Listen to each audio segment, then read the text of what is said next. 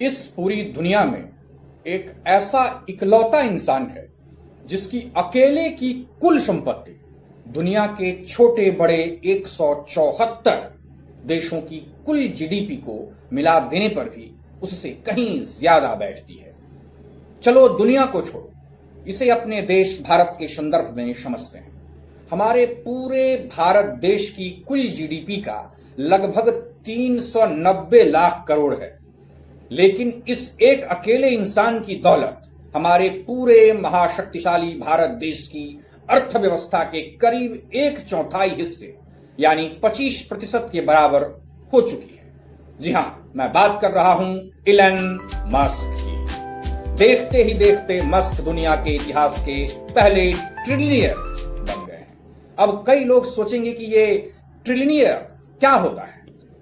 दोस्तों, सरल भाषा में कहें तो जब किसी की संपत्ति एक के आगे 12 शून्य यानी 1 लाख करोड़ डॉलर को पार कर जाती है तो उसे ट्रिलियनियर कहते हैं, जो भारतीय रुपए में लगभग 95 लाख करोड़ बैठती है। इस दौलत की गहराई को एक मजेदार उदाहरण से समझते हैं। अगर कोई व्यक्ति हर दिन 1 करोड़ भी खर्च करे तो उसे मस्क की यह दौलत खत्म करने में लगभग 26,000 साल लग जाएंगे। हाँ, 26,000 साल, यानी पृथ्वी पर मानव सभ्यता के इतिहास से भी कई गुना अधिक समय। लेकिन आपको क्या लगता है कि बाकी के दुनिया भर के अमीर मस्क को कड़ी टक्कर दे रहे होंगे या नहीं? असल सच्चाई जानकर आपके होश उड़ जाएंगे, क्योंकि मस्क ने अपने दुश्मनों को रेस में कहां छोड़ा है, जरा इस आंकड़े को देखिए। ब्लूमबर्ग बिलियनियर्स इंडेक्स के ताजा आंकड़ों को अगर हम देखें तो मस्क अपने सबसे करीबी प्रतिद्वंदी से भी 3 गुना से भी ज्यादा अमीर हो चुके हैं।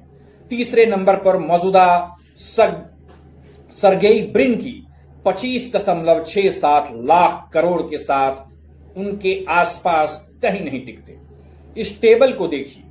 दूसरे स्थान पर मौजूद अल्फाबेट के सह संस्थापक लैरी पेज की कुल संपत्ति लगभग 28.9 लाख करोड़ है, जिससे मस्क 3 गुना से भी अधिक अमीर है।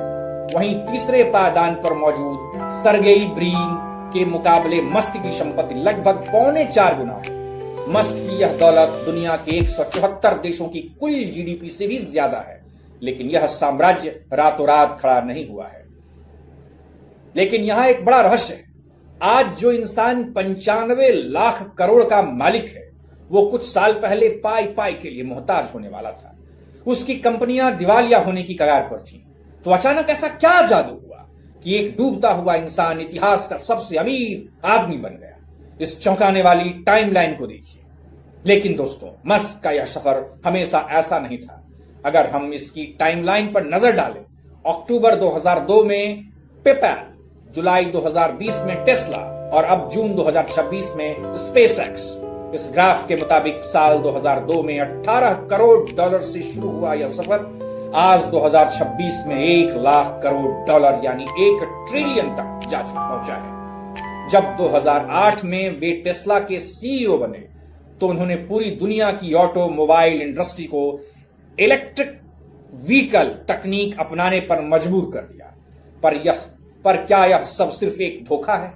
क्या मस्क वाकई इतने अमीर हैं, या फिर यह महज कागजों पर बुना गया एक ऐसा माया जाल है जो किसी भी दिन टूट सकता है? आइए करते हैं एक करवा रियलिटी चेक। अब यहां एक बहुत बड़ा कैच है। कई लोगों को सबसे बड़ी गलतफहमी यही होती है कि मस्क के बैंक अकाउंट में 95 लाख करोड़ कैश रखे हुए हैं। लेकिन दोस्तों, ऐसा बिल्कुल नहीं है। यह मस्क की नेटवर्थ है। इसे बहुत ही सरल भाषा में एक जमीन के उदाहरण से समझिए। मान लीजिए आपके पास 10 एकड़ जमीन है, जिसकी आज के बाजार भाव की हिसाब से कीमत 10 करोड़ है, तो आपकी नेटवर्थ 10 करोड़ है। लेकिन आपके पास खाते में शायद सिर्फ 50,000 ही कैश पड़े। ठीक यही मस्क के साथ है। उनकी संपत्ति का एक बहुत बड़ा हिस्सा उनके बैंक खाते का नगद पैसा नहीं, बल्कि उनकी कंपनियों जैसे टेस्ला, स्पेसएक्स और XLI में मौजूद उनके शेयर्स की कीमत है। और मस्क की इस नेटवर्थ में हाल ही में अचानक इतना बड़ा उछाल क्यों आया? स्पेसएक्स के आईपीओ की ऐतिहासिक बम्पर लिस्टिंग के बाद सरल भाषा में समझें तो यह कोई प्राइवेट कंपनी पहली बार आम जनता को अपने शेयर बेचती है तो उसे आईपीओ कहते हैं। और जब वह शेयर बाजार में ट्रेंड होने लगती है तो उसे लिस्टिंग कहते हैं। यदि शेयर उम्मीद से बहुत ज्यादा कीमत पर खुले तो उसे बम्पर लिस्टिंग कहा जाता है। स्पेसएक्स के शेयरों की इसी बम्पर लिस्टिंग के कारण कंपनी की कुल कीमत यानी मार्केट कैप $2 ट्रिलियन यानी कि 170 लाख करोड़ के पार चला गया, जिसने मस्क को ट्रिलियनेयर बना दिया। मस्क केवल रॉकेट या कार नहीं बना रहे, वे कई कंपनियों के नेटवर्क के मालिक हैं। इनमें ब्रेन इम्प्लांट स्टार्टअप न्यूरालिंक व टनल निर्माण करने वाली द बोरिंग कंपनी भी शामिल है। और मस्क की इस सभी कंपनियों की वास्तविक कमाई भले ही कम हो, फिर भी बाजार इन्हें इतनी अंधाधुंध वैल्यू देता है।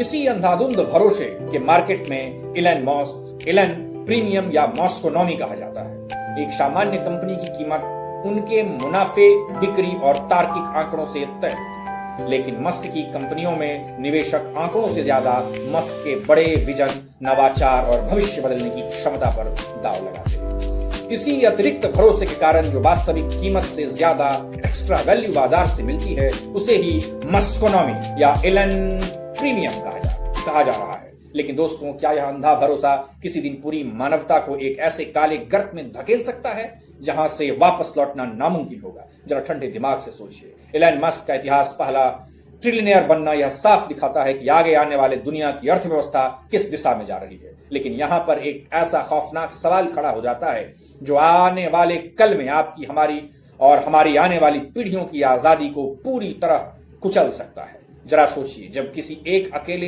इंसान के हाथ में दुनिया के 174 देशों से भी ज्यादा आर्थिक ताकत आ जाए, तब वही एक अकेला इंसान आपके दिमाग के अंदर झांकने वाली और चिप लगाने वाली कंपनी न्यूरालिंक या सर्वा हो, वही इस पूरी पृथ्वी के ऊपर तैरते हुए इंटरनेट यानी कि स्टारलिंक के सैटेलाइट्स का बटन दबाता हो, और वही आने वाले समय में मंगल ग्रह पर इंसानी बस्तियां बसाकर वहां का राजा बनने की तैयारी कर रहा हो, तो क्या हम अनजाने में अपनी आजादी को एक कॉर्पोरेट तानाशाही के हाथों में सौंप रहे हैं?